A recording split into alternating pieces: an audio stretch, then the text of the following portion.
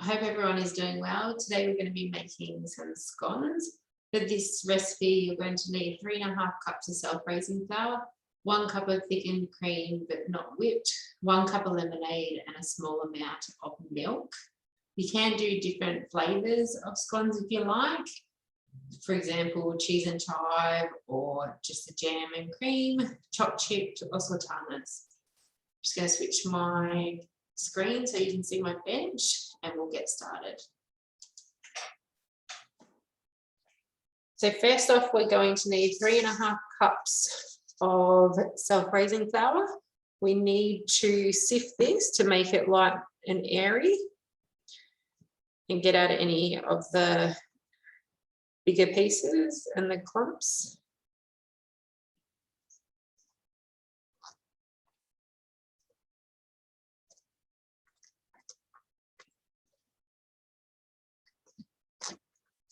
So if you are doing a flavour in your scones, you'll need to add those ingredients once we've finished sifting the flours before we add the wet ingredients.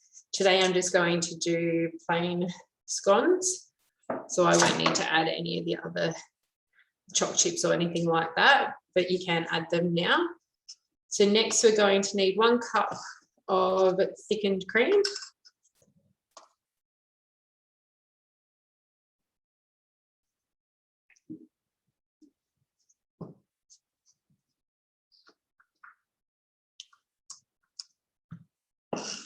And a cup of lemonade.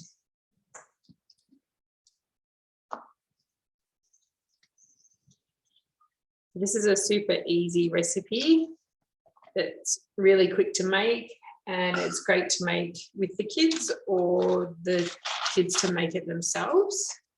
So we then need to mix up our ingredients. You just want to sort of fold in the flour. You don't want to mix it too much. Otherwise, the dough will get too dense and it won't be light and airy.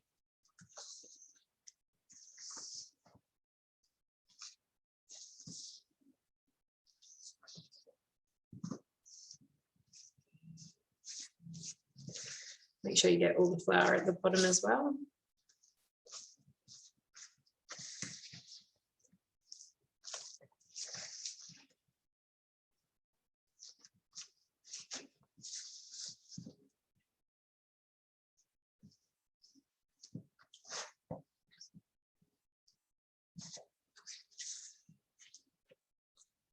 Once you've got all the mixture mixed together, we then need to turn it out onto our bench. You will need to dust your bench with a bit of flour first so it doesn't get stuck. So I'm just using some self-raising flour for this as well. I'm going to turn out my dough, and then I'll finish combining the ingredients once we need it.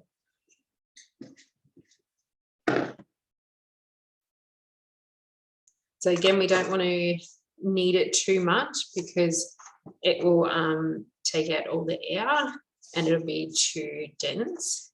So we just need a few kneads to combine it all.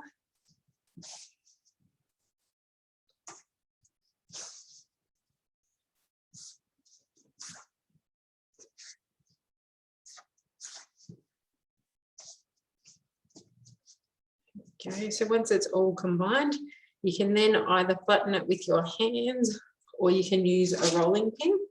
You need to leave it about 2 to 2.5 centimeters thick. You can make them different sizes if you like. We then need to get our cutter, and then we can just start cutting out our scones. Now we do also need to make sure your oven is preheated to 180 degrees. So then it's ready for the scones to go in. So we then cut out our scones and place them on a baking tray with baking paper.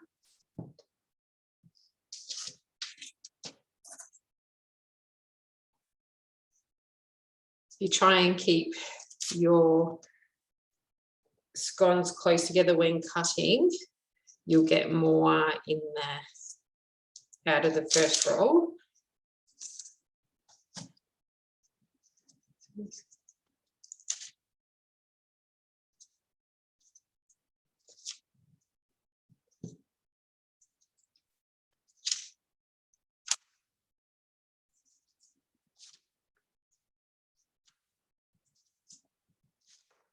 You can then just roll up the scraps and repeat the process again. You may need to add a little bit more flour onto your bench so that it doesn't stick.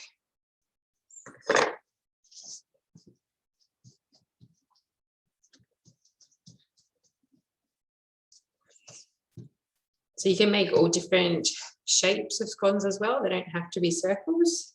You could do squares or whatever you would like. I'm just using a cutter that has one side as a smooth circle and one side is like a crimped sort of pattern.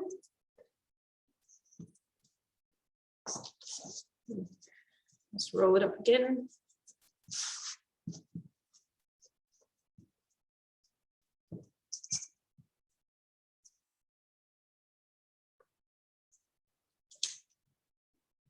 It didn't roll very well. So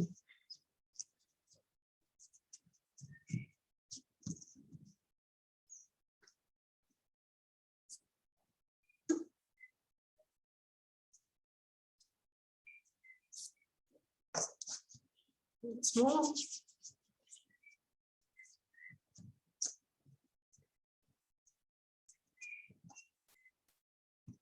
Once you get down to the last little bit, you can just roll it into a ball and flatten it out a bit and place it on the tray. That will still cook the same. So we've then got our scones on our tray. It's up to you whether you want them spread out. The more spread out the edges of your scones will be nice and golden brown and crispy. If you have them closer together, your scones will join up and then you can just break them apart after they're cooking. That will leave the sides nice and soft.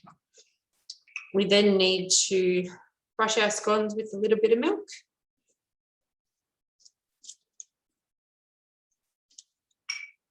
This will help brown the tops of our scones.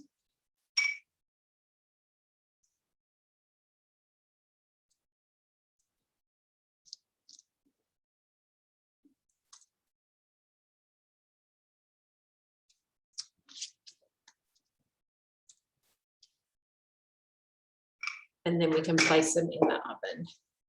If you're doing jam and cream, you can mix up the cream and beat the cream. And again, like I said before at the start of the recipe, if you're doing, say, cheese and chive scones, you'll add the cheese and the chives after the flour. These are ones that I made earlier, which are cheese and chives, so that's after they've been cooked. The flavouring, you can choose whatever you would like. I hope everyone has lots of fun making the scones and they enjoy them. Have a great day. Thank you.